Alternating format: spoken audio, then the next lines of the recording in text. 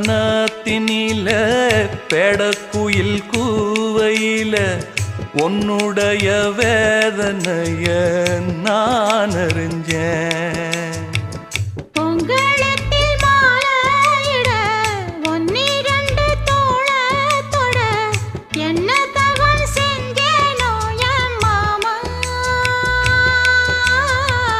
வண்ணக்கிளி கையத்தொட சின்ன சின்ன கோலமிட உள்ளம் மட்டும் வழியே நானே, உள்ளம் மட்டும் வழியே நானே.